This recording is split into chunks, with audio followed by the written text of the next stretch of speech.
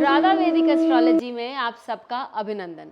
आज हम बात करेंगे केतु के 2 कारकत्वों पर और देखेंगे कि 12 भावों में उनका क्या योगदान है। लेकिन उससे पहले आप सबका अभिनंदन और धन्यवाद कि आपने हमारे YouTube और Spotify चैनल्स को लाइक, शेयर, सब्सक्राइब किया और वहां आपने अपने कमेंट्स और सजेशंस लिखे। यदि आपने हमें सब्सक्राइब नहीं किया है तो याद से करें और बेल आइकन भी याद से दबाएं ताकि आपको अपडेट्स निरंतर मिलती रहें। उत्तर कलामृत के अनुसार केतु मोक्ष कारक है। केतु आपको बहुत संपदा देता है। केतु आपको साधना करने की शक्ति देता है। लेकिन उसके 2 और भी कारक हैं जिस पर आज हम बात करेंगे। सबसे पहला कारक कि केतु आपको दुश्मनों या आपके किसी शत्रु से जो आपको प्रॉब्लम्स है वो देता है, और दूसरा कि केतु आपको फिजिकल लेवल पे बहुत दर्द देने के लिए सक्षम है। तो देखते हैं कि आपके लग्न से लेकर द्वादश भाव में यदि केतु विद्यमान हो तो वो इन 2 कारकों पर क्या रिजल्ट्स देने के लिए सक्षम है और कौन हमें सफरिंग दे सकता है, दुख दे सकता है और किस अंग से हमें प्रॉब्लम हो सकती है। सबसे पहले हम लग्न से शुरू करते हैं। जब हम लग्न की बात करते हैं तो केतु यदि आपके लग्न पर विद्यमान हो तो वो आपको स्वयं का दुश्मन बना सकता है। ये कैसे पॉसिबल है? आप ऐसे काम कर सकते हैं, आपको अचानक से गुस्सा आता है और गुस्से में कुछ ऐसा बोल जाते हैं, कुछ काम कर जाते हैं जिसके कारण वो आप ही के लिए हानिकारक साबित होता है, तो आप स्वयं के दुश्मन बन जाते हैं। स्वयं के लिए आप उलझने, परेशानियां खड़ी कर देते हैं। केतु यदि लग्न पर हो तो व्यक्ति को शारीरिक रूप से सर दर्द हो सकता है, माथे में अर्ध शीशे का दर्द हो सकता है, बहुत पेन हो सकता है, या उसके माथे पर कट आदि हो सकते हैं जिसके कारण व्यक्ति को स्टिचेस भी आ सकते हैं। यदि केतु आपके द्वितीय भाव में हो तो आप बोलने में इतने सपाट हैं, इतना सीधा बोलते हैं और इतना कटु बोलते हैं। यदि इस पर मैलेफिक इन्फ्लुएंस हुआ तो ये बात और भी स्ट्रांग हो जाती है। यदि बेनिफिक इन्फ्लुएंस गुरु का या शुक्र का हुआ तो डेफिनेटली वो कहीं ना कहीं कम हो जाती है। लेकिन आप सपाट बोलने में, सत्य बोलने में बिलीव करते हैं जिसके कारण फैमिली मेंबर्स, क्योंकि वचन और यदि बोलना और फैमिली मेंबर्स दोनों द्वादश भाव, द्वितीय भाव से आता है, तो हम उनके साथ अब शत्रुता मोल लेते हैं। तो इस बात पर हमें थोड़ा सा ध्यान देना चाहिए। साथ ही यदि केतु द्वितीय भाव में हो तो फिजिकली वो आपको मोतियाबिंद दे सकता है, या आपको कहीं आपके नाक में या आपके दांतों में एक टीस जिसे हम कहते हैं, जो चुभन होती है, उसके जैसा पेन आपको दे सकता है। जब केतु आपके तृतीय भाव में है तो वो व्यक्ति जो है वो भाई बहनों से बहुत अच्छा रिलेशन मेंटेन करता है। लेकिन कब तक? जब तक तृतीय भाव यानी कि आपके प्रॉपर्टी डिवीजन का समय नहीं आए। जब प्रॉपर्टी डिवीजन का समय आता है तो वो व्यक्ति भाई बहनों से हो सकता है कहीं शत्रुता मोल ले ले, या उसको प्रॉपर्टी न मिलने के कारण वो भाई बहनों से खिन्न रहे। तृतीय भाव का केतु आपको कान का दर्द, कान में टीस, आपके गर्दन में कोई लचक, ये सारी चीज़ें दे सकता है। जब हम चतुर्थ भाव की बात करते हैं, चतुर्थ भाव माता और मातृभूमि का भाव होता है, वो लोगों से जुड़ने का भाव होता है। तो लोगों के कारण, माता मातृभूमि के कारण आपको परेशानियां हो सकती हैं, आप दूसरों से शत्रुता ले सकते हैं। तो वहाँ आपको इन सारी चीज़ों के बारे में ध्यान रखना चाहिए। आप चाहें तो नेताजी सुभाष चंद्र बोस का चार्ट दे सकते हैं, क्योंकि उनके चतुर्थ भाव में अश्लेष नक्षत्र में केतु विद्यमान है। चतुर्थ भाव का केतु आपको लंग्स में, आपके फेफड़ों में स्कारिंग दे सकता है, यानी लाइंस दे सकता है। ऐसा बहुत बार होता है कि ये लोग स्मोकिंग करते हैं जिसके कारण उनका वहाँ टार डिपॉजिट होता है, ये प्रॉब्लम्स दिखाई देती हैं। या फिर वो आपको जो बोलते हैं सिंगल लाइन क्रैक, वो आपके रिब केज में भी देने में सक्षम है। अब हम पंचम भाव की ओर चलते हैं। पंचम भाव में विद्यमान केतु आपको मंत्र शक्ति देता है, आपको आराधना करने की बहुत क्षमता देता है, लेकिन वो हो सकता है कि आपको अपने बच्चों के कारण दुख झेलना पड़े, बच्चे लेट से हो या बच्चे होने में पीड़ा हो, ये सारी चीज़ें हो सकती हैं।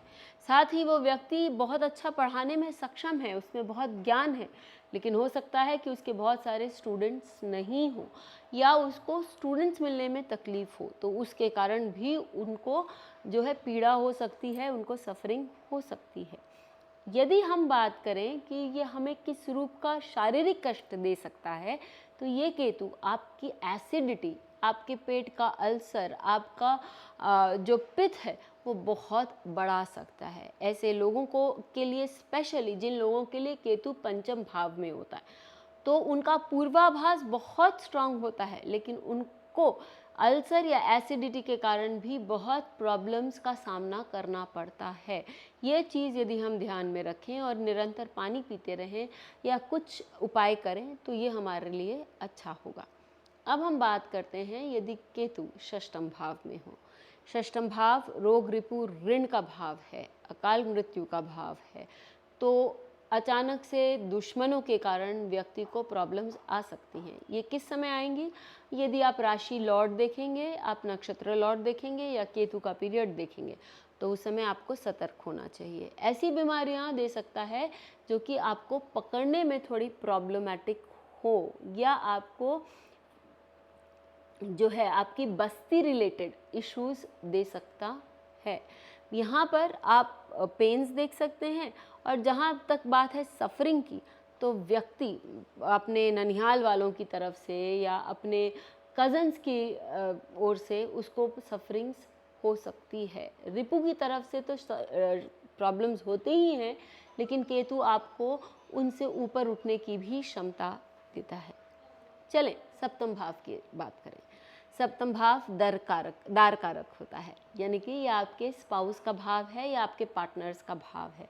तो ये दिखाता है कि हो सकता है आपके जो पार्टनर्स हैं, चाहे वो बिजनेस के हों चाहे वो पर्सनल हों, वो थोड़े झगड़ालू किस्म के होते हैं।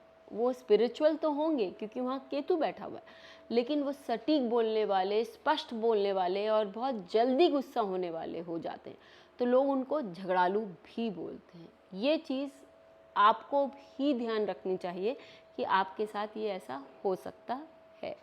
जब हम कष्ट, शारीरिक कष्ट की बात करते हैं, तो ऐसे लोगों के लिए आप देखेंगे कि उनको पथरी हो सकती है, उनके मूत्र विसर्जन में कहीं ना कहीं प्रॉब्लम हो सकता है। तो वो यूरिनरी ट्रैक्ट जो है उनका, वो बहुत उनको जलन आदि महसूस हो सकती है, तो वो भी उनको ख्याल रखना चाहिए।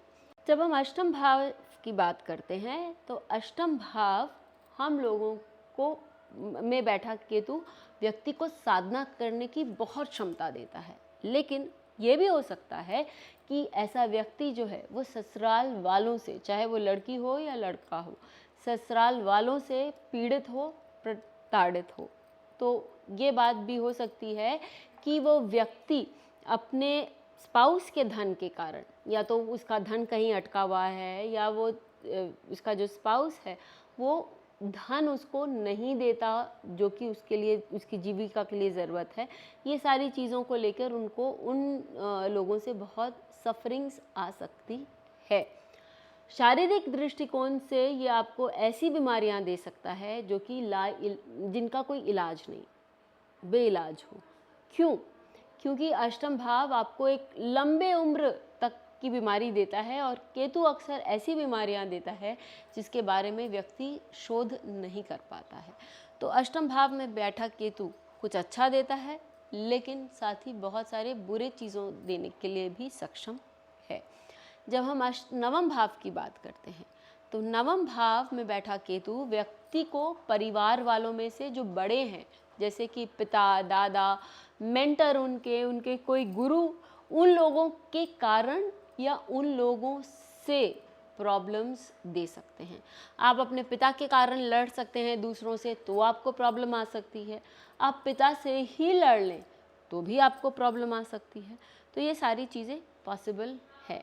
शारीरिक दृष्टिकोण से आपका हिप एरिया जो है वो थोड़ा सा प्रॉब्लमेटिक हो जाता है। वहाँ आप देखेंगे कि सोच समझ के बैठना, चलना चाहिए, बहुत जल्दी जल्दी काम नहीं करना चाहिए। यदि आप गिर गए, स्पेशली यदि केतु का ट्रांजिट कुछ अच्छा नहीं चल रहा है, तो और आपकी दशा अंतर्दशा भी कुछ उस समय लग जाती है केतु की, तो वो आपको हिप एरिया में सिंगल लाइन क्रैक दे सकता है, या आपको हिप्स के कारण आपको बेड रेस्ट भी हो सकता है।